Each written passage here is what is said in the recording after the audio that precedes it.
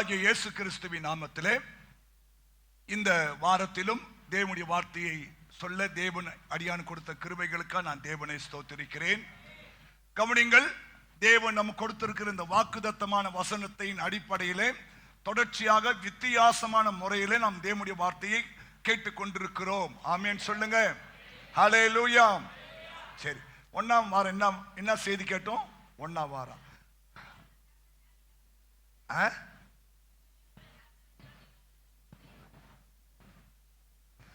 ஒன்னாவது வாரம் என்ன செய்தி கேட்டோன்னு சொன்னேன். சரி, ரெண்டாவது வாரம் மூணாவது வாரம்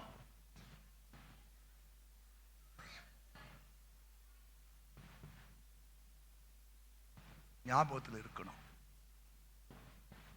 சால்மன் சொல்றாரு, உன் இருதய பலகையிலே அதை எழுதிக்கொள். உன் இருதய பலகையிலே எழுது. அதுதான் தேவனுடைய பார்வையிலும் மனுஷனுடைய பார்வையிலும் உனக்கு தயையும் நல்ல புத்தியும் உண்டாக்கும். ஆமென். சரி, இன்னைக்கு ஒரு வார்த்தையை இதே வார்த்தையை நாம் தியானம் பண்ண போறோம். என் ஆத்துமாவே தேவனையே நோக்கி அமர்ந்திரு, நான் நம்புகிறது அவராலே வரும் என்ற ஒரு விசுவாசம் அந்த தாவீதுக்குள்ள இருந்தது. சொல்லுங்க, என்ன இருந்துச்சு? நான் நம்புகிறது அவரால வரும் என்ற ஒரு விசுவாசம். வாசிக்கலாம். சங்கீதம் 27ஆம் சங்கீதம் 13ஆம் வசனத்தை நம்ம வாசிக்கலாம். சங்கீதம், நானோ ஜீவனுள்ளோர் தேசத்திலே கர்த்தருடைய நன்மையை காண்பேன் என்று விசுவாசியாதிருந்தால் கெட்டு போயிருப்பேன். கர்த்தருக்கு காத்திரு, அவர் உன் இருதயத்தை ஸ்திரப்படுத்துவார். திடமனதாய் இருந்து கர்த்தருக்கே காத்திரு. ஆமென். கையை தட்டி ஆண்டவரை மகிமைப்படுத்துங்க. தாவீது ஒரு விசுவாசத்தின் வீரன். ஆமா, எப்படி சொல்றீங்க? தாவீது ஒரு விசுவாச வீரன். சொல்றாரு, ஜீவனுள்ளோர் தேசத்திலே கர்த்தருடைய நன்மையை காண்பேன் என்று விசுவாசியாதிருந்தால் கெட்டு போயிருப்பேன். ஹல்லேலூயா. ஜீவனுள்ளோர் தேசத்தில் கர்த்தருடைய நன்மையை நான் காண்பேன் என்று நான் விசுவாசியாதிருந்தால் கெட்டு போயிருப்பேன். அப்ப விசுவாசம் இல்லைன்னா கெட்டு போவோம். விசுவாசத்தால் வராத யாவும் பாவம் தான்.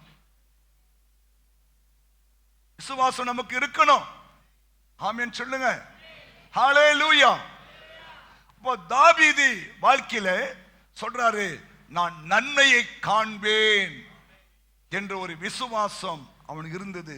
அதான் சொல்ற, காண்பேன் என்று நான் விசுவாசியாதிருந்தால் கெட்டு போயிருப்பேன். கர்த்தருக்கு காத்திரு, திடமனதாயிருந்து கர்த்தருக்கே காத்திரு, அவர் உன் இருதயத்தை ஸ்திரப்படுத்துவார். கர்த்தருக்கே காத்திரு. ஆமென். இன்னைக்கு இந்த விசுவாசத்தினுடைய சில காரியங்களை சொல்லிக் கொடுக்க விரும்புகிறேன். ஏன்னா விசுவாசம் தான் நமக்கு எல்லாவற்றையுமே கைகூடி வர செய்கிறது. விசுவாசம் இருந்தா நீ பரிசுத்தமா இருப்ப. விசுவாசம் இருந்தாதான் நீ உண்மையா இருப்ப. விசுவாசம் இருந்தாதான் நீ ஆசீர்வாதமா இருப்ப. விசுவாசம் இருந்தாதான் பரலோகத்துக்குள்ள போக முடியும். விசுவாசம் இருந்தாதான் இல்லையா நீங்க தேவனுடைய கற்பனைகளை கை கொள்ள முடியும். எல்லாவற்றுக்குமே விசுவாசம் அவசியம். ஆனா வேதத்துல சில பேருடைய விசுவாசத்தை தேவன் கனப்படுத்தி இருக்கிறார். சில பேர் விசுவாசத்தை தேவன் இல்லையா கடிந்து கொண்டிருக்கிறார். அது ஒன்று வாசிக்கலாம். இன்னைக்கு ரோமர் எழுதின புஸ்தகம் 12ஆம் அதிகாரம் 3வது வசனம். அல்லாமலும் எனக்கு அருளப்பட்ட கிருபையினாலே நான் சொல்லுகிறதாவது உங்களில் எவனானாலும் தன்னை குறித்து என்ன வேண்டியதற்கு மிஞ்சி எண்ணாமல் அவன் அவனுக்கு தேவன் பகிர்ந்த விசுவாசத்தின் அளவின்படியே தெளிந்த எண்ணமுள்ளவனாய் எண்ண வேண்டும். ரொம்ப அருமையான வார்த்தையை அப்போஸ்தலன் பவுல் சொல்லுகிறார். அல்லாமலும் எனக்கு அருளப்பட்ட கிருபையினாலே நான் உங்களுக்கு சொல்லுகிறேன். என்னன்னா, உங்களில் எவனானாலும், அப்படின்னா என்ன? எவனானாலும் சரி, உங்களில் எவனானாலும் தன்னை குறித்து என்ன வேண்டியதுக்கு மிஞ்சி எண்ணக்கூடாது. ஆமா, அதுக்கும் விசுவாசம் தேவை. ஒண்ணுமே இருக்காது, ஆனா தன்னை கொஞ்சம் பில்டப் பண்ணுவான் பாருங்க. அவன் யார் தெரியுமா, எங்க அப்பா யார் தெரியுமா, எங்க தாத்தா யார் தெரியுமா, ஏய் நீ யாரு சொல்லப்பா. உன்னை குறித்து மிஞ்சி எண்ணவே கூடாது. நம்மளை குறித்து ஆண்டவர் எப்படி என்றாரு? உன்னை மண் என்று நினைவு கூறுகிறார். உன்னை மண் என்று நினைவு கூறுகிறார். ஆமா, புரியுதா? எண்ணாமல் அவன் அவனுக்கு தேவன் பகிர்ந்த விசுவாசத்தின் அளவு. கவனிங்க, அண்டர்லைன் பண்ணிக்கங்க. விசுவாசம் என்பது வளரக்கூடியது. ஏன்னா அதுக்கு ஒரு அளவு இருக்கு. ஆமென் சொல்லுங்க. விசுவாசம் வளரக்கூடியது. நீங்க விசுவாசம் வாழ்க்கையில வளரணும். புரியுதா? அதுதான் நீங்கள் வசனத்தை அபியாசப்படுத்தணும். வசனத்தை நீங்க என்ன பண்ணணும்? நீங்க செயல்படுத்தணும். வசனத்தின்படி நடக்க கற்றுக்கொள்ள வேண்டும். ஆமென் சொல்லுங்க. அப்போ ஏன்னா இந்த விசுவாசம் வளரும் போதுதான் உங்களுடைய ஆவிக்குரிய வாழ்க்கை வளரும். உங்க ஆவிக்குரிய வாழ்க்கை வளரும் போதுதான் உங்க வாழ்க்கையில நீங்க எதிர்பார்த்த காரியங்கள், ஜபங்கள் எல்லாமே செயல்பட ஆரம்பிக்கும். ஆமென் சொல்லுங்க. சரி, இப்போ முதல் காரியம் என்னன்னா, உங்கள் விசுவாசம் வளரக்கூடியது. வாசிக்கலாம். 1 சாமுவேலின் புஸ்தகம் 17ஆம் அதிகாரம் 34வது வசனத்தை நம்ம வாசிப்போம். 34 to 37. தாவீது சவுலை பார்த்து உமது அடியான் என் தகப்பனுடைய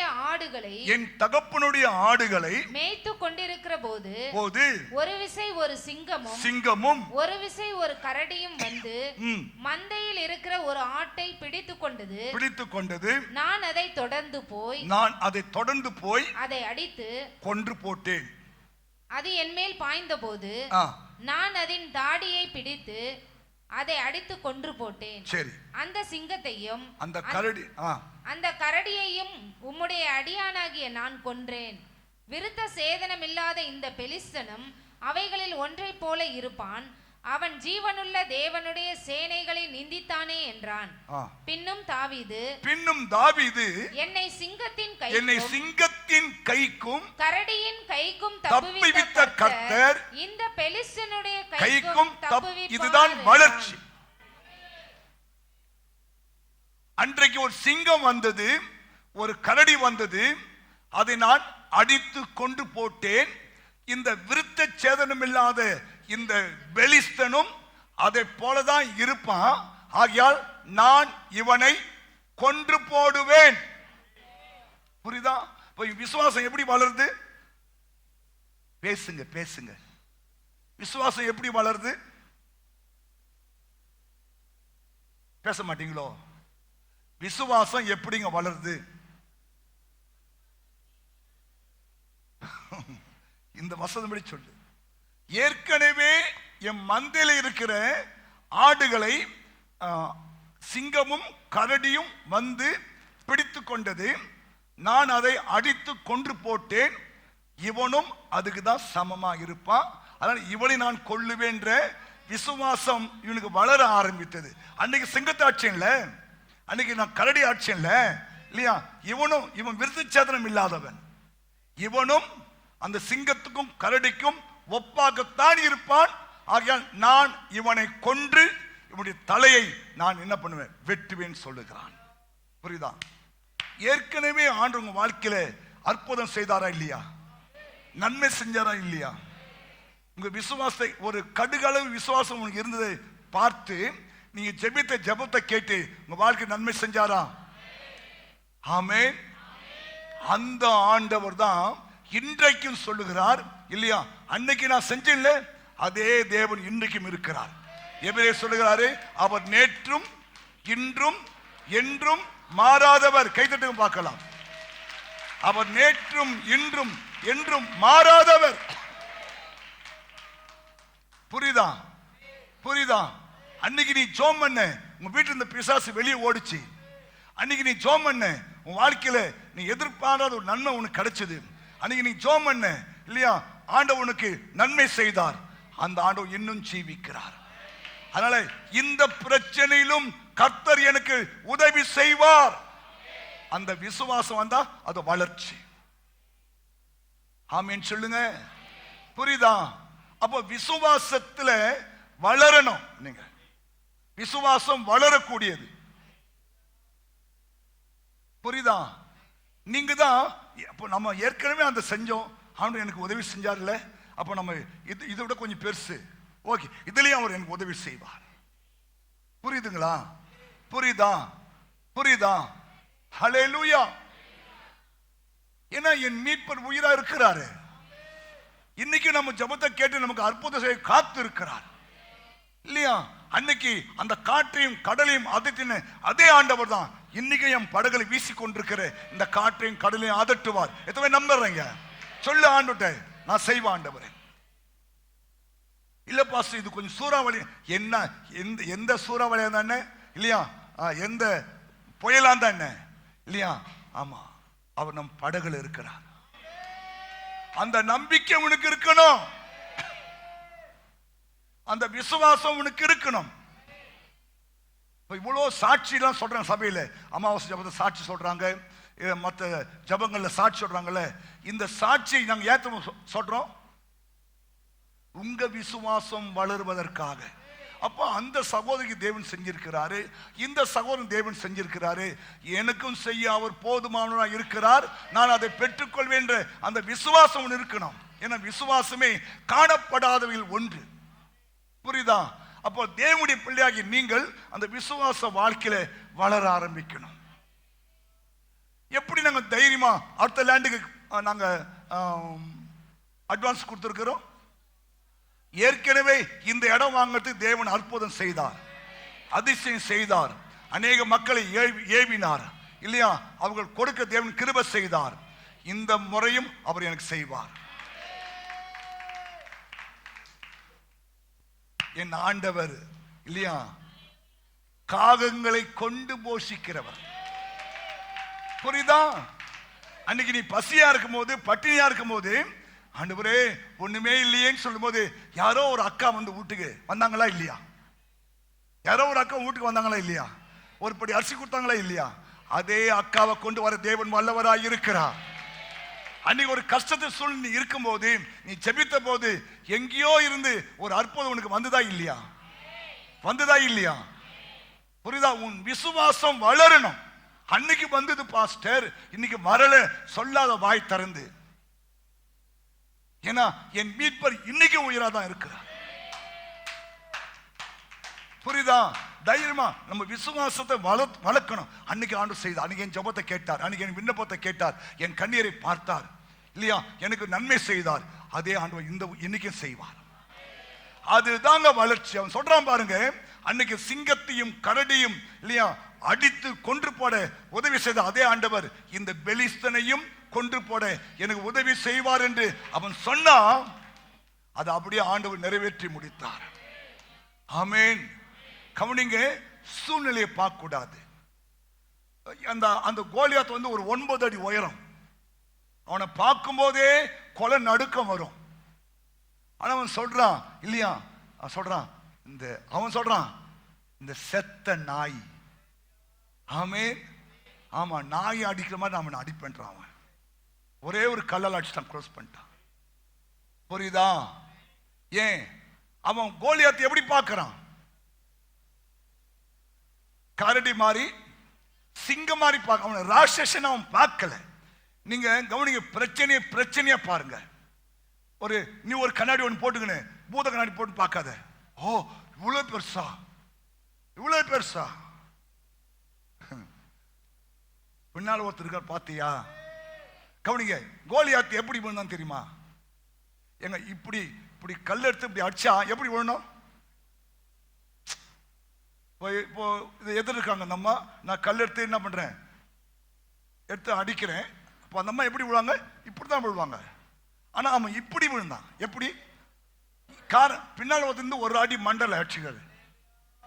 இந்த கல்லு உங்க வந்தது, இங்க ஒரு அடி குப்பர் விழுந்தான் பாருங்க.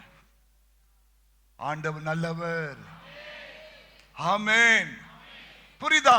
உங்கள் விசுவாசம் வளரணும். ஆண்டவர் எலியா பார்த்து சொல்றாரு, எப்பா தேசத்துல பஞ்சம் வந்துட்டு, அதான் என்ன பண்ற, போய் கேரித் ஆற்றங்கரையில போய் என்ன பண்ணு, போய் அங்க போய் வெயிட் பண்ணு. காலையிலையும் சாயங்காலமும் காகம் வந்து உனக்கு என்ன பண்ணும், ஆகாரம் கொடுக்கும். கீழ்ப்படிஞ்சு போனா ஓகே. இப்ப தண்ணி ஒத்துட்டு, இப்ப ஆண்டு சொல்றாரு, நீ எழுந்து சாரி பார்த்து வித வீட்டுக்கு போ. அவன் வேற ஒண்ணுமே கேட்கல. ஏன்? ஏற்கனவே காகத்தை கொண்டு போஷித்த ஆண்டவர் இன்னைக்கு மனுஷன் கொண்டு போஷிக்க மாட்டாரா? ஹலோ சிஸ்டர் பிரதர் கவனிங்க, அன்னைக்கு காகத்தை கொண்டு என்னை போஷித்தார். கவனிங்க, அவன் எத்தனை வருஷம் தானே தெரியல, எத்தனை மாசம் தான் தெரியல, அந்த ஆத்துல தண்ணி ஓடுற வரைக்கும் அந்த காக்கா வந்துனே இருந்தது. தண்ணி வத்திச்சு, ஆண்டவர் சொல்றாங்க அடுத்த ரூட்டுக்கு போ. இந்த எலியாக்கு என்ன விசுவாசம்? அன்னைக்கு இல்லையா, பேசாத காக்கா, ஒரு அறிவுள்ள காக்கா, அதை வச்சு ஆண்டவர் என்ன போஷிச்சாரு.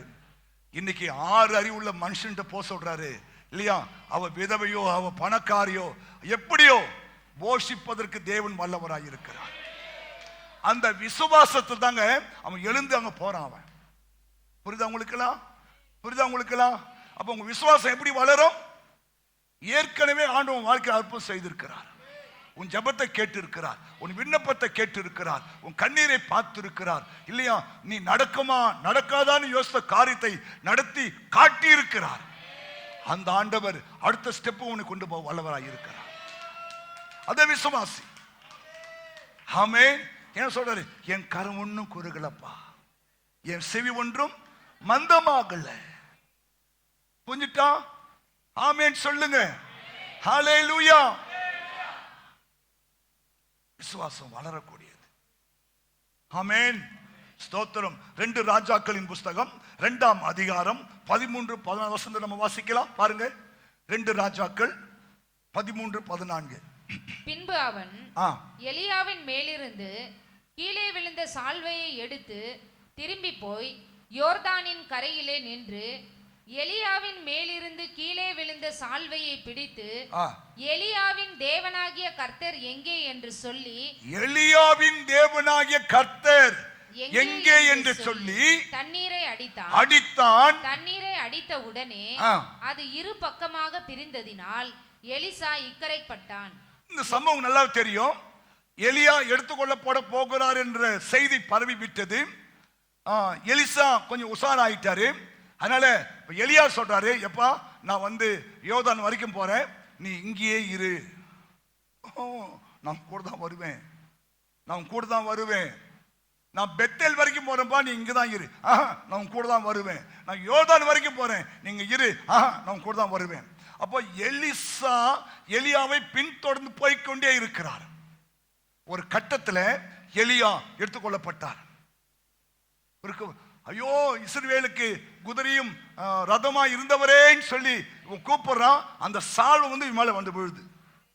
கவனிங்க, இவன் மேல வந்து விழுந்துட்டு இப்போ அவன் யோர்தான்ல இருந்து அக்கறைக்கு போகணும். ஐடியா வரல. டக்குன்னு அவர் செய்த காரியத்தை பார்க்கிறான் இல்லையா. அதை முறுக்கி எலியாவின் தேவன் எங்கே என்று அடிச்சோன்னு 2 பிறந்துட்டு. இந்த விசுவாசம் எப்படி வந்தது? எப்படி வந்துச்சுங்க? ஏற்கனவே எலியா செஞ்சாரு இல்லையா, அதே பேட்டர்னை இவர் ஃபாலோ பண்ணாரு. அற்புதம் நடந்துருச்சு. பாக்குறீங்களா? புரியுதா உங்களுக்கெல்லாம்? உங்க விசுவாசம் எப்படி வளரும்? இங்க வந்து சபையில சாட்சி கேட்கறீங்க, உங்க வாழ்க்கை தேவன் அற்புதம் செய்கிறார். வேதத்தில் படிக்கும் போது அதிலும் பல விதமான அற்புதங்களை நீங்க படிக்கிறீங்க. இதெல்லாம் நீங்க படிக்க படிக்க படிக்க உங்க உள்ளத்துல இந்த விசுவாசம் என்ன பண்ணும்? பெருக ஆரம்பிச்சு நீங்க செயல்படும் போது அது அற்புதங்களாய் வந்து நின்றுடும். புரியுதா? அப்ப முதலாவது உங்கள் விசுவாசம் வளரக்கூடியது. இரண்டாவது ஃபெய்த் என்னன்னா லிட்டில் ஃபெய்த், அற்ப விசுவாசம். வாசிக்கலாம் மத்தேயு 8ஆம் அதிகாரம் 26ஆம் வசனம். அதற்கு அவர், அற்ப விசுவாசிகளே, அற்ப விசுவாசிகளே, ஏன் பயப்படுகிறீர்கள் என்று சொல்லி எழுந்து காற்றையும் கடலையும் அதட்டினார். உடனே மிகுந்த அமைதல் உண்டாயிற்று. கவனிங்க, நிமிர்ந்து உட்காருங்களா? பாருங்க, இப்ப சொல்றாரு அற்ப விசுவாசிகளே, லிட்டில் ஃபெய்த். என்ன ஃபெய்த் இது? சொல்லுங்க. Little faith. பிக் ஃபெய்த் இருக்கு, லிட்டில் ஃபெய்த். அற்ப விசுவாசிகளே, ஏன் சந்தேகப்படுறீங்க? ஏன் பயப்படுறீங்க? இல்லையா? புரியுதா? கவனிங்க, செத்தா இயேசுதான் சேர்ந்து சாகணும். இயேசு எங்க இருக்காரு? படகு பின்னணியத்தில் தலையை வைத்து படுத்து இருக்கிறார். ஆமா, இப்போ பேதுரு அந்த கப்பலை ஓட்டுறாரு. புயல் வந்துட்டு பயப்படுறாங்க. ஆண்டவரே, நாங்கெல்லாம் மடிந்து போகிறோமே, உமக்கு கவலை இல்லையான்னு கேட்கிறாங்க. இயேசு திரும்பி பார்த்து காற்றை பார்த்து எறையாத என்றும் கடலை பார்த்து அமைதியாயிரு என்று சொன்னார். அது அமைதியாயிற்று. அப்போ கேட்கிறாரு, அற்ப விசுவாசிகளே, ஏன் ஏன் செல்லமா வாய் திறந்து ஏன் பயப்பட்டீர்கள்? பயப்படாத, உன் படகுல இயேசு இருக்கிறாரு. ஆமா சொல்லுங்க, இல்லையா? பயப்படாத. அப்போ இந்த பயம் வருது, இந்த சந்தேகம் வருதுன்னா உனக்குள்ள லிட்டில் ஃபெய்த் தான் இருக்கு. இந்த இதையும் நீ வளர்த்துக் கொள்ள வேண்டும். ஆமென். எந்த பேதுரு இந்த காற்றையும் கடலையும் பார்த்து பயந்தாரோ, அதே பேதுரு இயேசுவோடு கூட கடல் மேல நடக்க தேவன் கிருபை செய்தார். கைத்தட்டு பார்க்கலாம். இன்னைக்கு உனக்கு பயம் இருக்கு, சந்தேகம் இருக்கு, ஆனா உன் விசுவாசம் வளரணும். அல்லேலூயா. சொன்ன அற்ப விசுவாசிகளே, இதே வார்த்தையை தான் ஆண்டவர் மத்தேயு 6 சொல்றாரு. அற்ப விசுவாசிகளே, இன்றைக்கு இருந்து நாளைக்கு அழிந்து போகிற இந்த புல்லுக்கே தேவன் இப்படி உடுத்துவிக்கிறார் என்றால் உங்களை உடுத்துவிக்க மாட்டாரா? அற்ப விசுவாசிகளே, இன்றைக்கு இருந்து நாளைக்கு அடுப்பிலே போடப்படும் காட்டு புல்லுக்கு தேவன் இவ்விதமாய் உடுத்துவித்தால் உங்களுக்கு உடுத்துவிப்பது அதிக நிச்சயம் அல்லவா? ஆகையால் எண்ணத்தை உண்போம், எண்ணத்தை குடிப்போம். கவனிங்க, இன்னும் என்ன சாப்பிடுறது, என்ன பண்றது, ஃபெய்த் வளருன்னு அர்த்தம். ஹல்லேலூயா. ஆமென். 40 வருஷம் 30 லட்சம் பேருக்கு வனாந்தரத்தில் மன்னாவை கொடுத்த தெய்வம் இன்னும் ஜீவனோடு இருக்கிறார். ஹலோ, மன்னாவை கொடுத்தவர், காடைகளை கொடுத்தவர், இல்லையா? 40 வருஷம் அவங்க ட்ரெஸ் அழுக்காகல, கால் வீங்கல. ஆமா சொல்லுங்களேன். ஹல்லேலூயா. இதெல்லாம் நம்ம படிக்கும் போது விசுவாசிக்கணும். புரியுதா? ஆமென். அன்னைக்கு அவங்கள போஷித்த ஆண்டவர் நம்ம போஷிப்பார். முதலாவது தேவ ராஜ்யத்தை தேடு, எல்லாம் உனக்கு கூட கொடுக்கப்படும். ஏன் உங்களை சண்டே கோயில் வான்னு சொல்றோம்? விசுவாசம் கேள்வினால் தான் வரும்.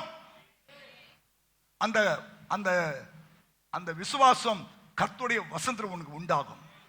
புரியுதா? அற்ப விசுவாசிகளே, ஏன் சந்தேகப்பட்டீர்கள்? காட்டு புஷ்பத்தை கவனித்து பாருங்கள், பறவைகளை கவனித்து பாருங்கள். அவை உங்க பிதா பிழை பூட்டுறாரா? உன்னை பிழை பூட்ட மாட்டாரா? நீ விசேஷமான ஆள் இல்லையா? 6 அறிவு உனக்கு இல்லையா? உன்னுடைய உருவம் இன்னதென்று அவர் அறிவான் பயில் போட்டிருக்கு. கவனிங்க, உங்க ஒவ்வொருத்தருடைய உருவமும் தேவனுக்கு தெரியும். தெரியுமா? அதான் விசுவாசம். என் உருவம் என்னென்று அவர் அறிவார்.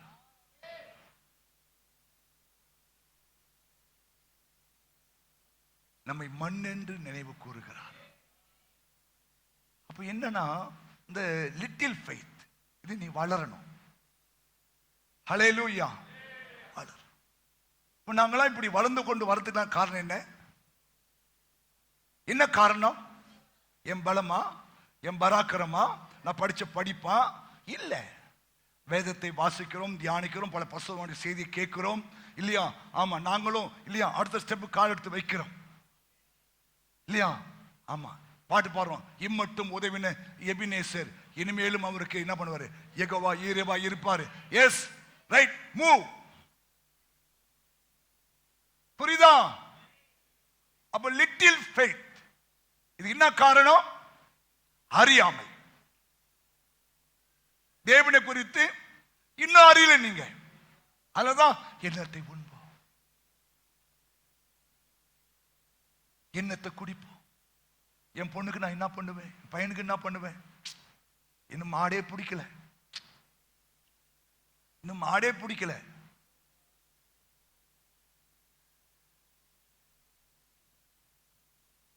மாடே பிடிக்கல.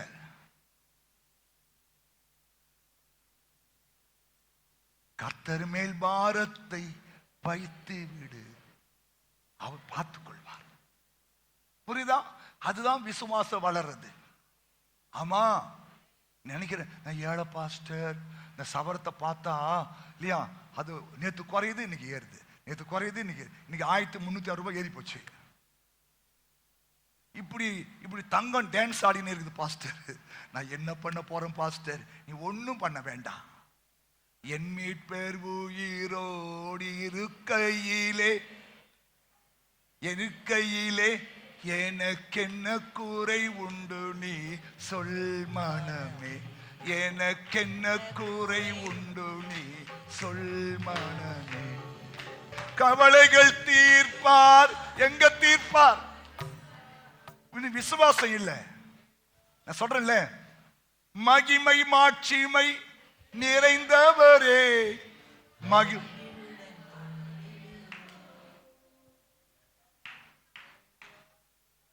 நான் கப்பல் கவுந்துட்டா இல்ல. உன் விசுவாசம் எப்படி வெளிப்படுத்தணும்? சொல்றாரு இல்லையா, நீ ஒன்றுக்கும் கவலைப்படாம எல்லாத்தையும் குறித்து எனக்கு என்ன பண்ண, ஸ்தோத்திரத்தோட ஜெபத்தினால தெரியப்படுத்து சொன்னாரா? அப்படியா? மகிமை நான் ஒண்டி கத்தி கிடக்கிறேன். மகிமை மாட்சிமை நிறைந்தவரே மகிழ்வுடன். நான் சொல்றேன், நீ அவர் என்ன சொல்றது? நான் மகிழ்வுடன் துதிக்கணும். நான் துதிக்க மாட்டேன், என் மகிழ்ச்சி கிடையாது இல்லையா? ஆமா, தோத்திரம். அப்போ நீ உனக்கு என்னது? லிட்டில் ஃபெய்த் தான் இருக்கு. மாறும். கர்த்தர்கள் எப்போதும் துக்கமாவே இருங்க சொன்னாரு. கர்த்தர்கள் எப்போதும் சந்தோஷமா இருங்கள் என்று மறுபடியும் சொல்றேன். எங்க எப்படி சொல்றாரு? 2 கை விலங்கு போட்டு ஜெயில இருக்கிறாரு. உன்னை அப்படி பண்ண என்ன சொல்வேன்? கோயிலுக்கு போவாரு, எனக்கே இந்த கதி, உனக்கு இந்த கதினா மொத்தம் அந்த கதி வந்துருமா? சொல்றாருங்க, கையில விலங்கு போட்டு இருக்கிறாரு. சொல்றாரு, கர்த்தருக்குள் எப்போதும் சந்தோஷமா இருக்கு. சந்தோஷமா இருந்து நான் மறுபடியும் சொல்றேன். புரியுதா? அதாங்க big faith. Little faith, big faith. அந்த கானானிய ஸ்திரீ, அவளை பார்த்து சொன்ன, உன் விசுவாசமே உன்னை, வாசிங்க 15ஆம் அதிகாரம் மத்தேயு 15:28. இயேசு அவளுக்கு பிரதியுத்தரமாக, ஸ்திரீயே, உன் விசுவாசம் பெரிது.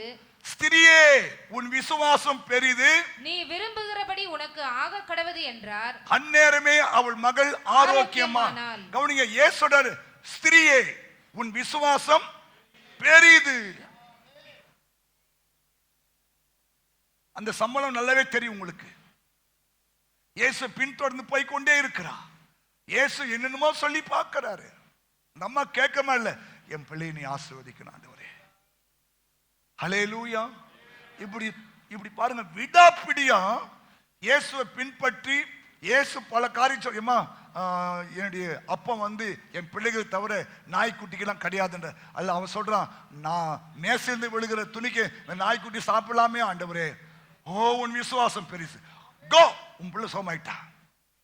ஆமா ஆமா, பிக் ஃபெய்த். உங்க விசுவாசம் எப்படி தான் இருக்கணும்? பெருசா இருக்கணும்.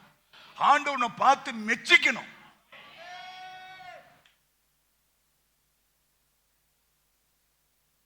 பேதுரு மாமி சுகமா ஜரமா இருந்தாங்க.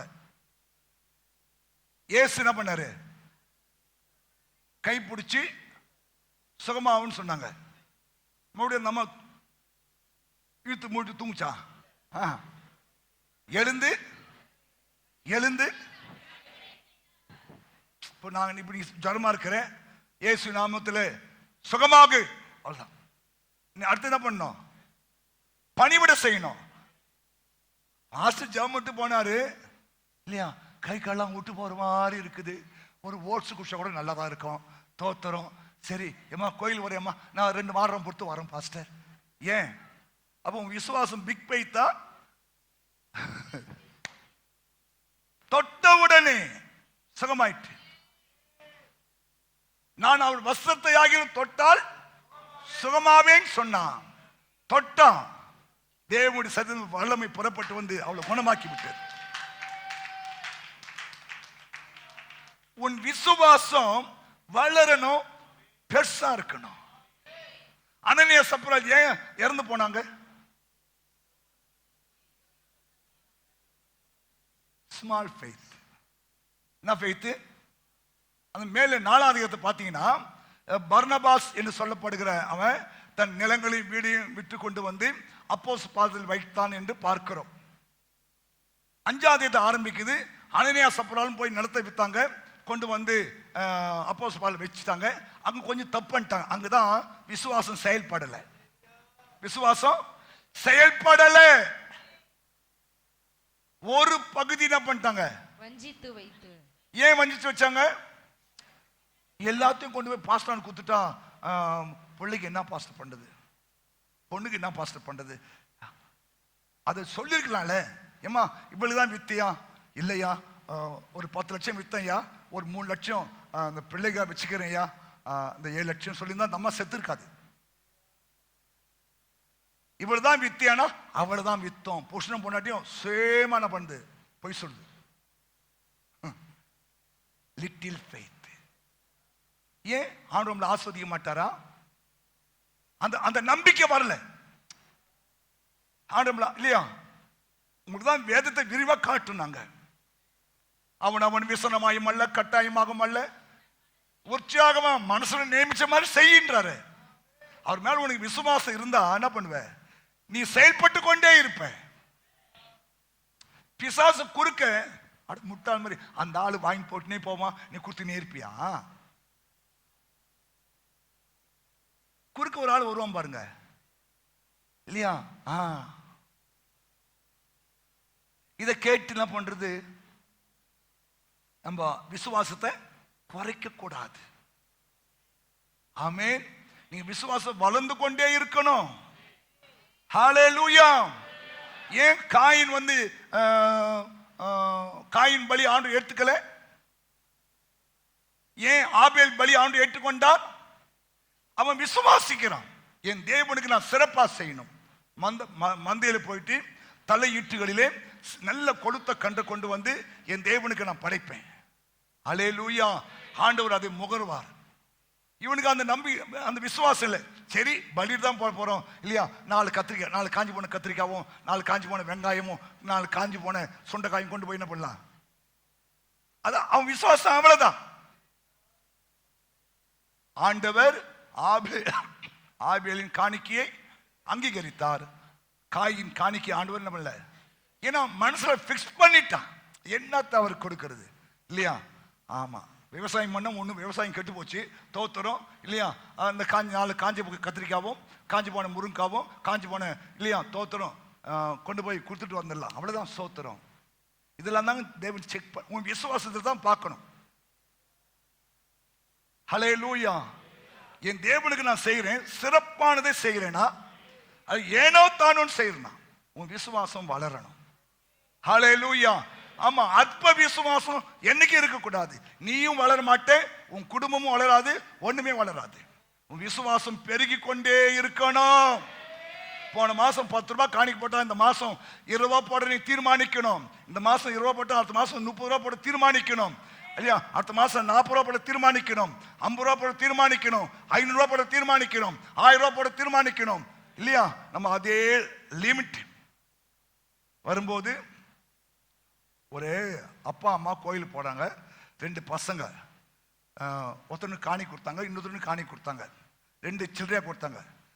இந்தப்பா 2 ரூபாய், 1 ரூபாய் நீ என்ன பண்ணு, 1 ரூபாய் நீ சாப்பிட்டு, 1 ரூபாய் என்ன பண்ண ஆண்டுக்கு காணிக்கு போடு. இந்த பிள்ளை இந்த துட்டு தூக்கி போட்டுச்சுல, ஒன்று உருண்டு போய் உருண்டுட்டு இவன் ஃபிக்ஸ் பண்ணிட்டான். ஆண்டவரே, உனக்கு கொடுக்க வேண்டிய காணிக்கையே காவலை கிடக்குது, நீ எடுத்துக்கோ. எங்க அம்மா சொன்ன 1 ரூபாய் காணிக்கை என் பாயிட்டு இருக்குது. இப்படிதான் நம்ம ஏமாந்து போய் வந்திருக்கிறோம். ஹலோ, புரியுதா? உன் விசுவாசம் வளர ஆரம்பிக்கணும். நீங்க அடிக்கடி எபிரேயர் 11 அதிகாரத்தை மாறி மாறி வாசிங்க. அவங்களாம் எப்படி அந்த விசுவாச வாழ்க்கையில் நடந்து போயிருக்காங்க பாருங்க. காணாததை நோக்கிலாம் போய் கொண்டிருக்கிறாங்க. ஆமென் சொல்லுங்க. ஹல்லேலூயா. புரியுதா? இப்போ இந்த அனனியா சப்ராக்குள்ள இந்த விசுவாசம் இல்லை. சரி, ஓகே, பர்னபாஸ் கொடுப்பான். அவனுக்கு என்னப்பா, எனக்கு 2 பொட்ட புள்ள இருக்குல்ல இல்லையா, நானும் பர்னபாஸ் மாதிரி முட்டாள் மாதிரி கொண்டு கொடுத்துட்டு கட்சியில இல்லையா லாசர் மாதிரி தெருவில் உட்காந்துன்னு இல்லையா அப்படின்னு யோசிக்கிறத ஆண்டு சொல்றாரு. நாங்கன்னா அவ்வளோ முட்டாளா பாஸ்டர் இல்லையா? ஆமா இல்லையா? நாங்கன்னா எங்களை லாசர் மாதிரி ஆக்குன்னு யோசிக்கிறியா? லாசர் பரலோகம் போனா, ஐஸ்வர்யமா தான் நரகம் போனா. ஹலோ, லாசர் எங்க போயிட்டான்? ஆபிரகாம் அடிக்கு போயிட்டான். ஆனா பணக்காரன் எங்க போனா? நரகத்துல போனா. ஹல்லேலூயா. ஏன்னா உன் கணக்கு வேற, அவர் கணக்கு வேற, உன் நினைவு வேற, அவர் நினைவு வேற. ஆனா உன் விசுவாசம் வளரணும், விசுவாசம் வளரணும். மூன்றாவது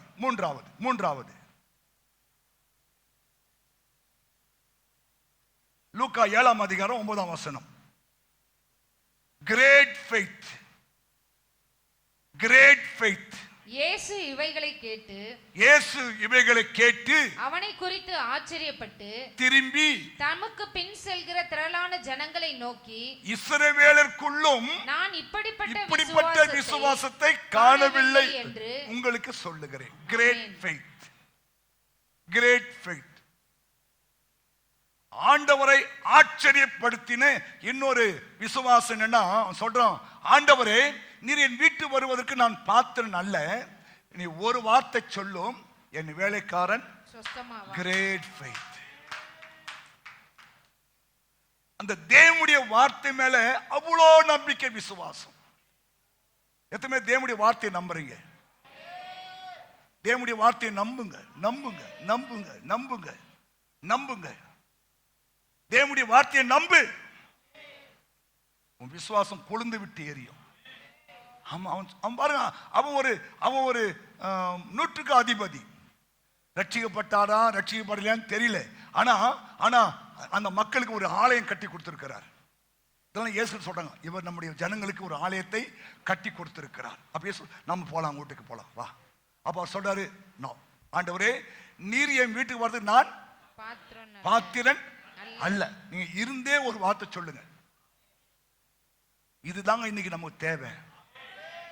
எந்த அளவுக்கு நீங்க தேவனுடைய வார்த்தையை விசுவாசிக்கிறியோ அந்த அளவுக்கு உன் விசுவாசம் வளரும். ஏன்னா தேவனும் வார்த்தையும் ஒன்று. ஆமா சொல்லுங்க. அவர் தம்முடைய வார்த்தையினால்தான் இந்த பூமியை தாங்கி கொண்டிருக்கிறார். அவர் தம்முடைய வார்த்தையினால்தான் பூமியை அந்தரங்கத்தில் தொங்க விட்டு இருக்கிறார். ஆமேன் சொல்லுங்க. அவர் தம்முடைய வார்த்தையினால்தான் இம்மட்டும் நீல் மிஞ்சி வராத என்று கடலுக்கு கட்டளையிட்டு இருக்கிறார். இன்னைக்கு நான் என்னைக்கோ சுனாமி வந்து நம்மளை வாரிட்டு இருக்கோம். ஸ்டாப் இட் ஐஸ், அங்கே நில்லு, அவர் சொல்ல ஆகும். புரியுதா? அப்போ விசுவாசம் எங்க நிக்கணும்?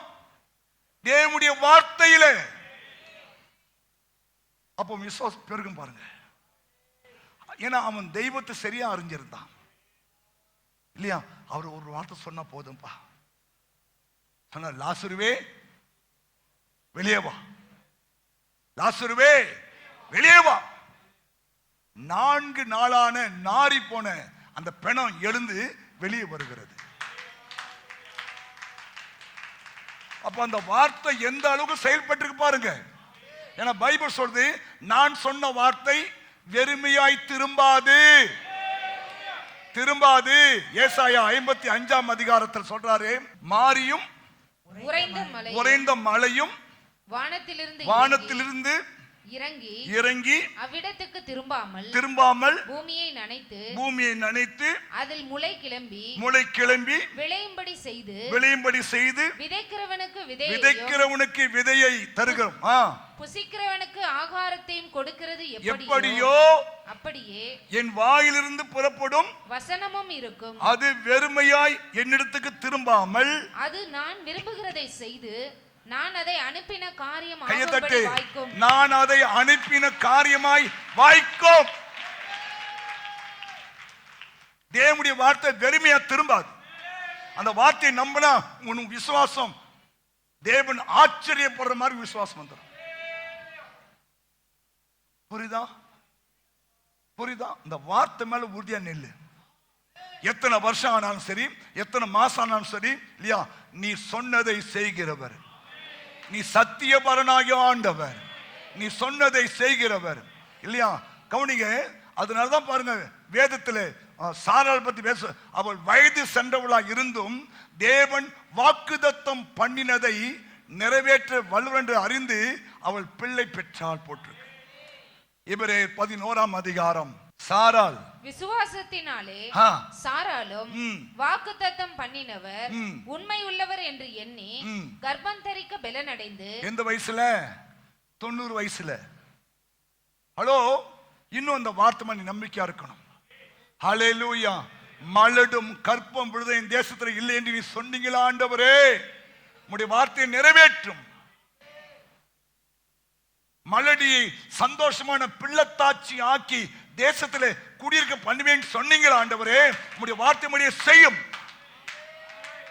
அது நான் அனுப்பின காரியமாய் செய்யும். போய் அதை விட்டுட்டு இல்லையா, ஆமா ஆமா, அதை விட்டுட்டு அவிசுவாசமா இல்லையா அப்படியே அழுது. இல்லையா அவ்வளவு பெரிய ஆளு, எசபேல் உன் தலையை வெட்டப்பன்னு சொல்லணும், ஓடி போய் என்ன பண்றாரு, சூரசைடில் படுத்துட்டு, போதா ஆண்டவரே என்னை எடுத்துக்கோ. இது என்ன விசுவாசம்? அற்ப விசுவாசம். எப்பா அக்கினி அறிக்கை ஒரு கிரேட் ஃபெய்த் உண்டாக்குனியே இல்லையா, மலையை ஜோமணி மலையை கொண்டு வந்தியே, இதெல்லாம் செஞ்ச ஆண்டவரு இந்த எசபேல ஒரு தட்டு எங்க போய் விழுவாளா? ஒரு அறை விட்டா கண்ணை செவந்துருமா? அடிப்பாரா? ஏன் அந்த நம்பிக்கை எல்லாம் போயிட்டு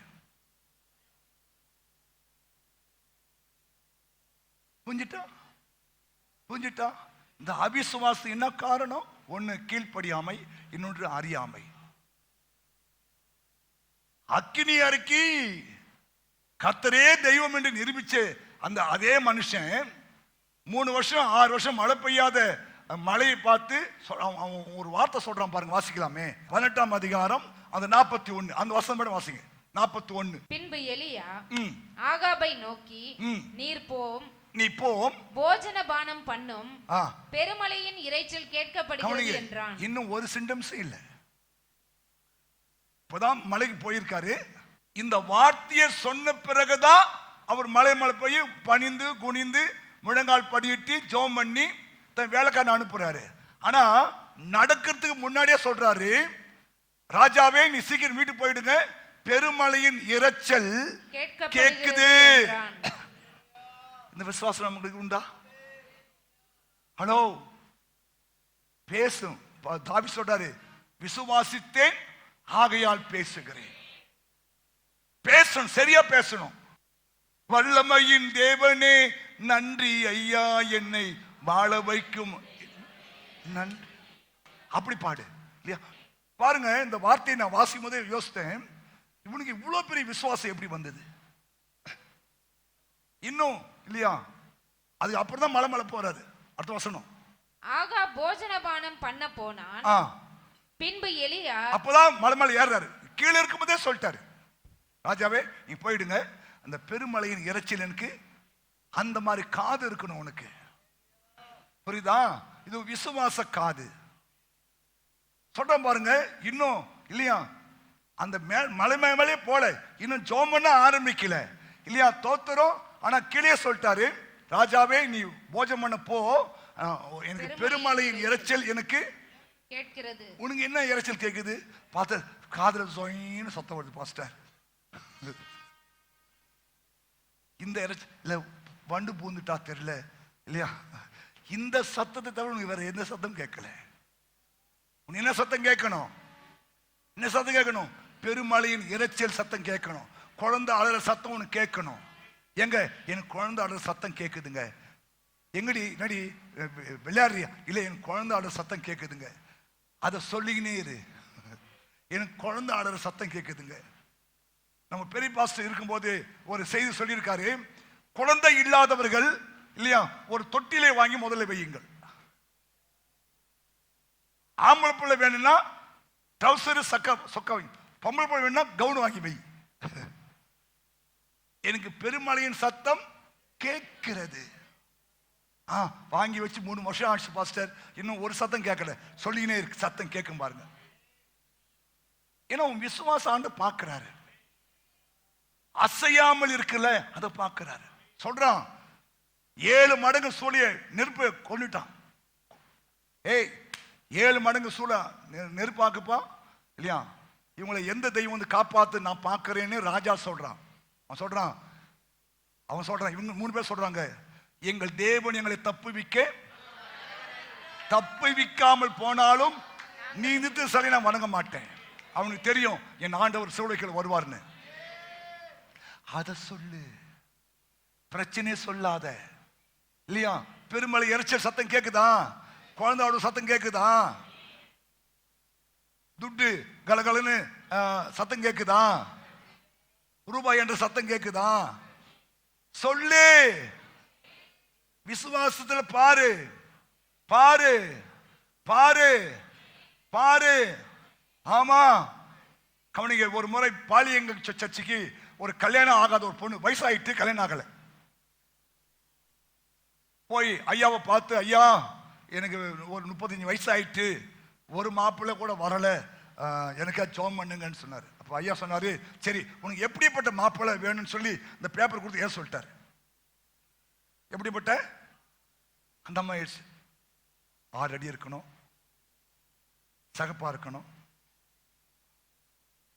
கலரா இருக்கணும், அம்சமா இருக்கணும். நாங்க 2 பேர் போனா குட் ஜோடின்னு சொல்லணும், ஒரு நல்ல ஒரு வருமானம் இருக்கணும். இதெல்லாம் எழுதி ஃபில் பண்ணி கொடுத்துட்டான். அவரும் அந்த பொண்ணும் அந்த பேப்பர் கை வச்சு சோம் பண்ணாங்க. சரி பொண்ணு அமிச்சிட்டார். இவர் மறந்துட்டார். 4 லட்சம் 10 லட்சம் பேர்ல எதை வச்சு ஞாபகம். ஆனா ஒரு நாள் பாரு, அந்த பொண்ணு கல்யாணம் ஆகி வந்து முன்னே உட்கார்ந்துருக்கிறான். ஐயா அன்னைக்கு நம்ம 2 பேரும் ஜோம் பண்ணமில்ல, அதே மாதிரி மாப்பிள்ளை கொடுத்துக்காரு. Great faith. பெருமலையின் இறைச்சல் கேக்குது. ஆமா, பத்திரிகை வர சத்தம் கேக்குது, பத்திரிகை பிரஸ்ல அடிக்கிற சத்தம் கேக்குது, குழந்தை சத்தம் கேக்குது, பணம் வர சத்தம் கேக்குது, பெருமலை இறைச்சல் கேக்குது. ஹலோ ஹலோ, இதுதான் கிரேட் ஃபெய்த். பாருங்க, இன்னும் மலை மேலே ஏறல, இன்னும் முட்டி போடல, இன்னும் செபிக்க ஆரம்பிக்கல. ஆனா விசுவாசமா சொல்றான், பெருமலையின் இறைச்சல் கேட்கிறது, நீ வேகமா ஓடிப்போ. இந்த மாதிரி விசுவாசிகள் நம்ம சபைக்கு வேணும். ஹல்லேலூயா, ஆமென். நடக்காம போயிட்டு தானே பாஸ்டர் ஆகுது, ஏன் அங்க போய் நிக்கிற நீ? நடக்கும், அவர் சொல்ல ஆகும். அவருடைய வார்த்தை போய் சொல்லாது இல்லையா? அது நான் அனுப்பின காரியமாகும்படி வாய்க்கும். அதை விட்டு ஏன் நீ அவிசுவாசத்துல போற? ஆமா, நம்ம என்ன சொன்னாங்க? அவருடைய துணியை நான் தொட்டுடுவேன், நான் சுகமாயிடுவேன். இயேசுவே என் வீட்டுக்கு வாங்க, என் மகன் மரண அவஸ்தையா இருக்கிறான். இயேசு போறதுக்குள்ள குறுக்க பெருமாள் டைவர்ட் ஆகி அந்த புள்ள செத்து போயிட்டான். உன் புள்ள செத்துட்டான், போதகரை டிஸ்டர்ப் பண்ண வேணாம். அப்ப இயேசோட பயப்படாது, விசுவாசமான இரு. வீட்டுக்கு போறாரு, எல்லாம் அழுகுறாங்க இல்லையா இல்லையா? அவங்கள வெளியே அமிச்சிட்டு இல்லையா, இந்த 3 பேர் உள்ளிட்டு போயிட்டு தலித்தாகுமி சிறுபெண்ணே எழுந்துரு சொன்ன, செத்து போன அந்த பொண்ணை உயிராக இருந்து உட்கார்ந்து.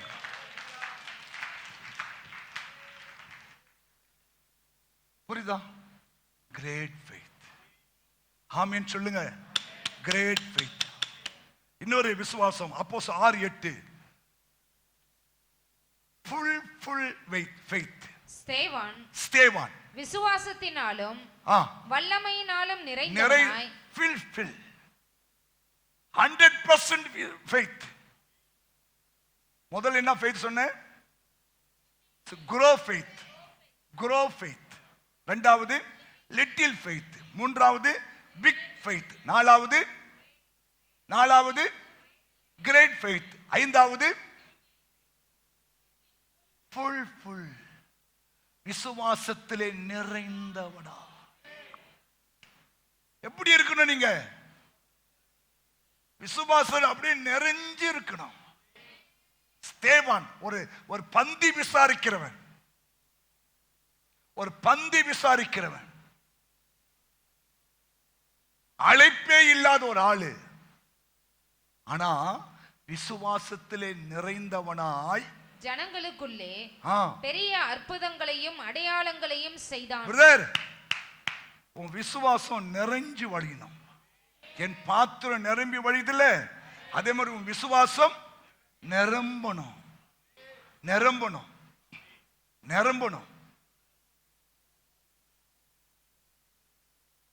ஹல்லேலூயா. நம்ம வேலை என்ன?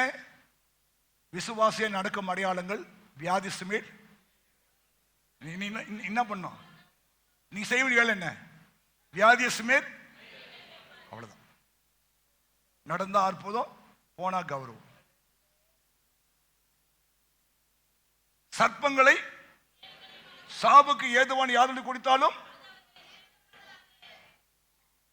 சொல்லிட்டாரா இல்லையா? செயல்படு. வீட்டுல யாராவது ஜுரமா இருக்காங்களா? பக்கத்துல யாராவது ஜுரமா இருக்காங்களா? கை வச்சு இயேசுவின் நாமத்துல சுகம் உண்டாகட்டும். அதான் வந்துரு. யார் தான் செய்ய போறா? உன் பசுத்தை பார்த்து செய்ய போறாரா? உன் நீதி பார்த்து செய்ய போறாரா? இல்ல, அவர் நல்லவர். நம்ம என்ன தப்பு பண்றோம்? நான் இன்னைக்கு சரியில்லைங்க, நான் இன்னைக்கு பசுத்தமா இல்லைங்க இல்லையா? உன் பசுத்தை பார்த்து இல்லையா? உன் நீதிலாம் அழுக்கான கந்த. உன் நீதிலாம் எப்படி இருக்கு? இயேசு நீதிபரர். அவருடைய ரத்தம் தான் நம்மளை கழுவுகிறது. அவருடைய நாமத்தில் தான் அற்புதம் நடக்குது. ஓ தைரியமா இயேசுவின் நாமத்தில் இல்லையா? அது ஏதோ ஜோமன்ட்டுமா, கர்த்தர் இல்லையா அற்புதம் செய்து தேவ நாமத்தை மகிமைப்படுத்தும். புரியுதா? நிறைஞ்சவனா. அல்லேலூயா. ஆமா, எபிரேயர் 11ஆம் அதிகாரம் 5ஆம் வசனம். விசுவாசத்தினாலே ஏனோக்கு மரணத்தை காணாதபடிக்கு எடுத்துக் கொள்ளப்பட்டான். தேவன் அவனை எடுத்துக்கொண்டபடியினாலே அவன் காணப்படாமற் போனான். அவன் தேவனுக்கு பிரியமானவன் என்று அவன் எடுத்துக் கொள்ளப்படுவது. ஏனோக்குடைய விசுவாசத்தை பார்த்தீங்கன்னா ஒரு ஃபெய்த். ஏன்னா 65 வயசுல தான் இயேசு ஏற்றுக்கொண்டான், ரட்சிக்கப்பட்டிருக்கிறான். 300 வருஷம் தேவனோடு நடந்திருக்கிறான். தேவனோடு நடக்கும்போது விசுவாசம் எப்படி இருந்திருக்கும்? ஹல்லேலூயா. நீ தேவனோடு நடந்தினா உன் விசுவாசம் பெருகும். நீ உலகத்தோடு நடந்தா விசுவாசம் குறைஞ்சிடும். நீ தேவனோடு நடக்கணும். ஐக்கியம் பிதாவாகிய தேவனோடும் அவருடைய குமாரனோடு இருக்கணும். ஹல்லேலூயா. விசுவாசிகள் நல்ல விசுவாசிகளோடு நல்ல ஐக்கியமா இருக்கணும். உன் நண்பனை சொன்னால் நான் உன்னை சொல்லிடுவேன். ஆமென் சொல்லுங்க. ஏனோக்கு பாருங்க, எடுத்துக்கொள்ளப்பட்டான். அவன் எடுத்துக்கொள்ளப்படும் முன்பாக சாட்சி பெற்றான், தேவனுக்கு பிரியமானவன் என்று சாட்சி பெற்றான். மோசே குறித்து வேதம் சொல்லுது, அவன் வாலிபனா இருக்கும்போது, அவன் பெரியவனான போது பார்வோனின் குமாரத்தி மகன் எனப்படுவதை வெறுத்தான். அநித்தியமான விசுவாசம் வேணும்.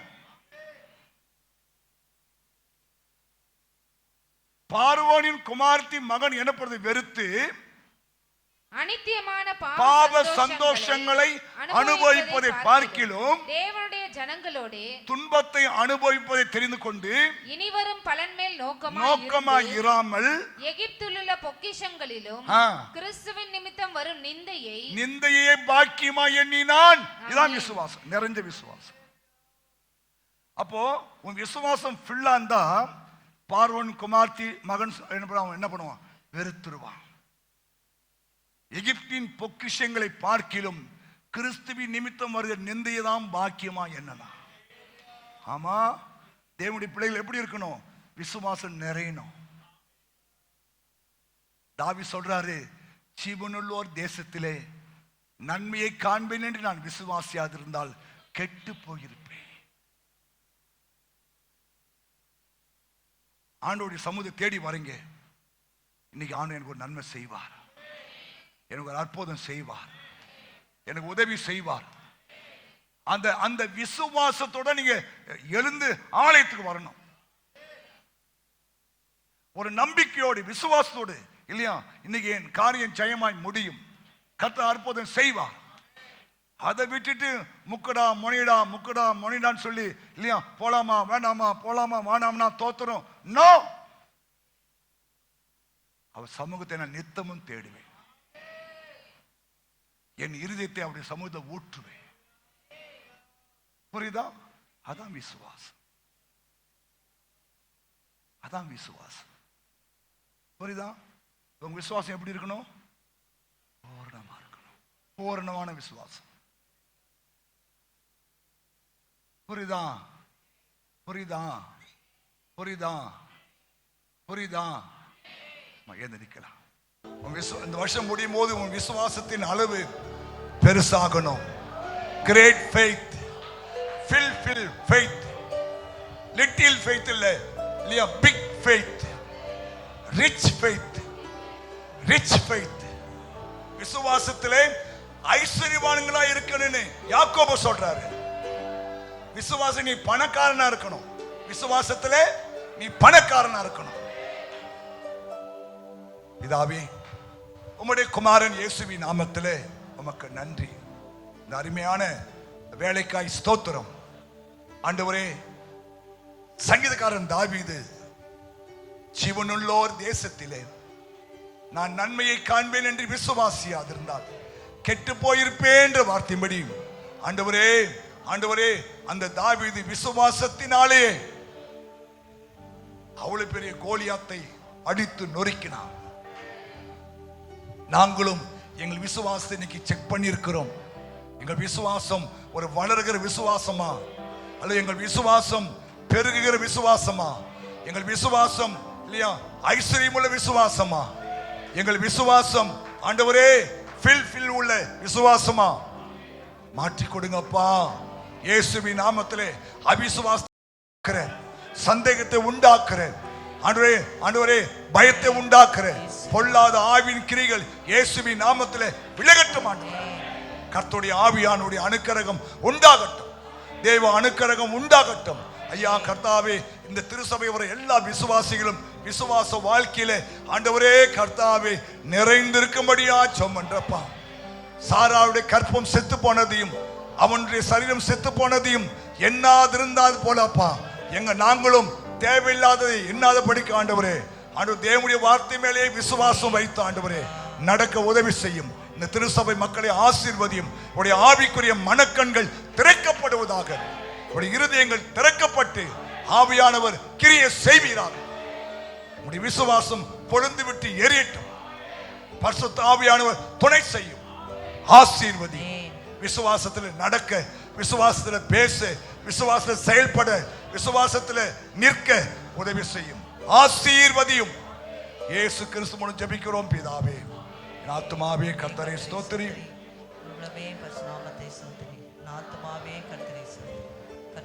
பிதாவாகிய தேவனுடைய அன்பும் கர்த்தராகிய இயேசு கிறிஸ்துவின் கிருபையும் பரிசுத்த ஆவியானுடைய ஐக்கியமும் இப்போதும் எப்போதும் சதா காலமும் அவருடைய வருகை மட்டுமே நம்மை காத்துக் கொள்வாராக.